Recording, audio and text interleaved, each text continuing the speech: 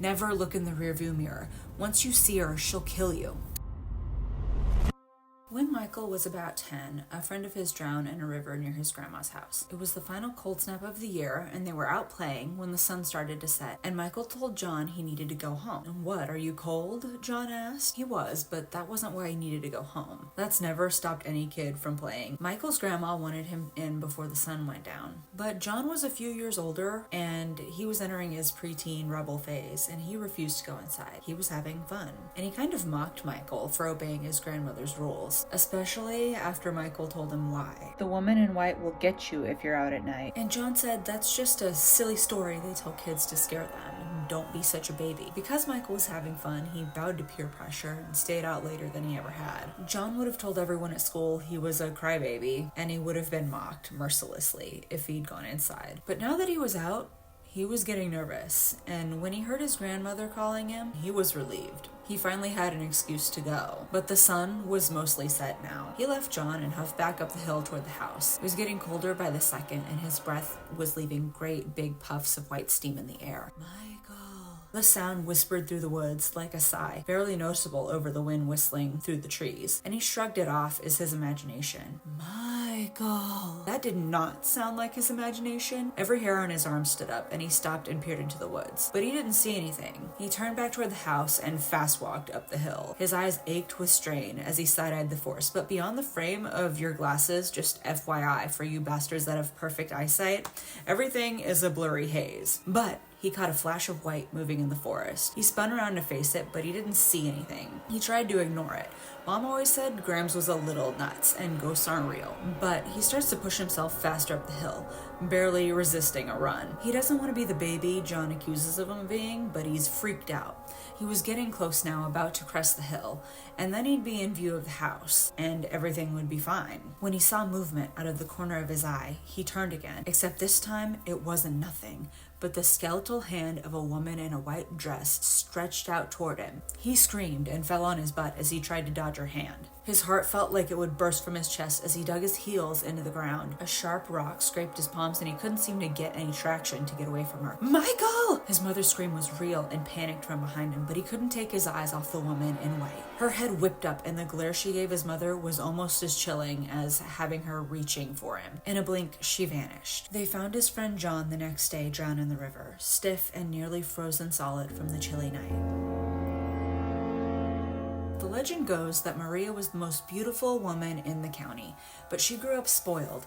Her parents couldn't afford much, but they showered her with as much praise and fine dresses as they could. Her most prized and expensive dress was a beautiful white one, specially made for her. Lured by the fine things money could buy, she grew obsessed with a rich gentleman. Her parents disapproved. He was a known ladies' man with a temper, and he liked to gamble and race horses. They were relieved when he showed no interest in Maria and left town to travel. Maria met another man as handsome as she was beautiful. Her parents found him useless too, but no one would be good enough for their daughter, so they let them get married. Maria gave him 2 sons, and they seemed happy. Only they couldn't afford the fine things Maria loved, and her love for him turned bitter. He spent more and more time away from home, and when his carriage went off Baker Creek Bridge, she didn't seem to mourn at all. And privately, some say she even celebrated. And that's when her rich man came back into town. He took her everywhere and spent time alone with her and bought her lavish gifts, even showered her sons with everything they could want. The whole town whispered behind their backs about how inappropriate their relationship was. At first, Maria didn't care, but when ladies began to snub her in public, she knew the only way to fix her reputation would be to marry the rich man. But he wasn't interested in being tied down. Maria was fun, but so were other ladies, younger and richer than Maria, because the rich man wasn't nearly as rich as he seemed. One night they had a horrible, vicious fight.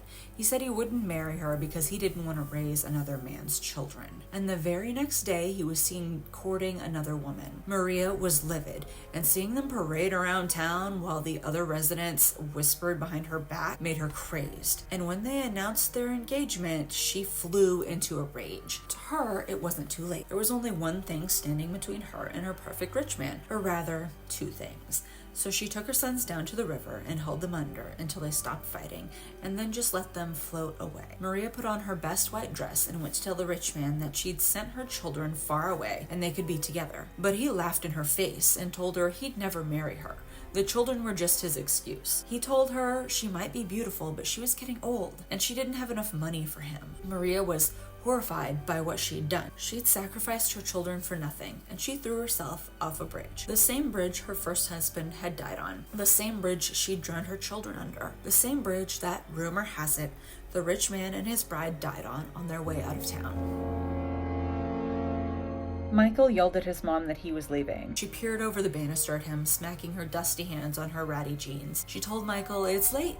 You should stay the night." But it was only 9 at night, not exactly late, and he couldn't stay. He had work in the morning, and he hadn't packed an overnight bag. He couldn't just roll into work covered in dust and grime from cleaning out his grandmother's hoarder basement. So he tells her, "No, I have to go, but I'll be back tomorrow after work." He couldn't leave all the work to his mother. Grams had been a pack rat, and in her last few years of life, she hadn't been able to clean any of it. His mother started to act a little strange. She was wringing her hands and making up more excuses to get him to stay. She'll make him dinner, and she's sure he has some old clothes here. Yeah, clothes from when he was 16. Hard pass unless the office's casual Friday now included pants that sagged past your ass and slightly offensive band t-shirts. So he still wants to go. She's reluctant, but seems to relent. And then she brings up Rachel, his ex-girlfriend. Now the desire to leave becomes gnawing. His mother had liked Rachel, and it wasn't the first time she'd brought her up. And then his mom says something weird. You can't cross Baker Street Bridge after you've cheated on a woman. Michael choked on his water as it went down the wrong pipe and started coughing uncontrollably, while his mother just stood there wringing her hands. When he could finally get air, he asked, "How the heck do you know that?" Well, Rachel called. He groaned again, wishing he'd never introduced them, and told her, "Look, that's not really your business." Talking about his romantic life with his mother verged on weird. And she's like, "I know, it's not my place, and I'm not harping on you about it. But Michael, the bridge, you can't cross the bridge at night." And now he's trying to piece together what she's talking about. But he just can't get there and asks, "What are you talking about?" "The woman in white, she doesn't like cheaters." And he's like, "Mom, this story again, you haven't mentioned it since I was 14. But you believe, don't you? You saw her, Michael." And he insists he had some freaky nightmare. And she brings up, "And what about John?" "The cop said he fell in the river, and you agreed with them." But her and Grandma had never let him play out behind the house after that. Grandma had fenced in her yard, and he had to stay inside the bounds. His mother says, "After John died, you were so frightened, I didn't want you to think that the lady in white was lurking outside, always waiting for you." And so he's like, "Okay, but the lady in white hunts children, and ghosts don't exist." He didn't add that part. Over the years, his mom had grown as superstitious as Grams, and he didn't have the time for the riot he'd start if he insisted ghosts weren't real. After John had died, Michael had told his friends what he thought had killed him, and they'd started to really make his life hell. And then in every art class, he'd started to draw the lady in white. The school had started to get concerned, and the place had become unbearable for him. And that's when his mom and Grandma started telling him it was just a dream. And when he'd switched schools, they'd told him not to talk about it anymore. So now he put his hands on his mother's shoulders and told her, "I really do have to go. I'll be back tomorrow. If it'll make you feel any better, I won't take the bridge home. I'll go the back way." The lines around her pursed lips relaxed a bit, and she's like, "Okay, that's fine. Yes, that will work." He left quickly after that, before she could change her mind. But as he came to the turn to avoid the bridge, he kept going straight. Taking the back way would add 30 minutes to his drive, and after cleaning his grandma's house all day, all he wanted to do was climb into bed. The car bounced over the start of the old bridge, and he was nearing the middle when the headlights illuminated a beautiful, dark-haired woman in a flowing white dress standing in the middle of the road. His heart thundered in his ears as he slammed on the brakes. It would be too late not to hit her. The car swayed wildly for a second before he got it back under control. The woman had vanished. So quickly, he could almost believe he'd imagined her. If he hadn't seen her before, he swallowed. His mouth was bone dry, and his hands were suddenly slick on the steering wheel. It was too late to turn back. All the hair on his neck stood up, and he had the overwhelming urge to glance behind him. But the story from his youth rang in his ears, almost as if Graham sat next to him, telling it. Never look in the rearview mirror.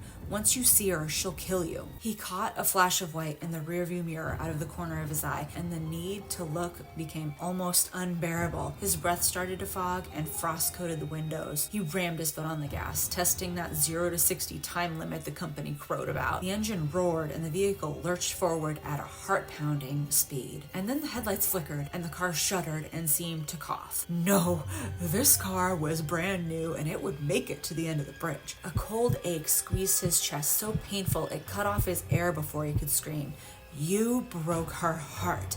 I'm not going to make it, he thought. The car was making awful noises, jerking and accelerating as it tried to stall. His vision was starting to darken and he couldn't catch his breath as the ghost squeezed and squeezed. And suddenly, the weight on his chest vanished. The car fishtailed wildly as it accelerated out of control. He stomped on the brakes, but it was no use. The car didn't stop until the tail end hit a tree with a great jarring crash. He threw open the door, desperate just to be out of the car. His whole body ached from the impact, and he wondered if he had a concussion. His vehicle had spun to face the bridge, and as he passed in front of the headlights, he saw her, the woman in white, glaring at him as she stood on the bridge railing. And then she stepped off, vanishing into the darkness.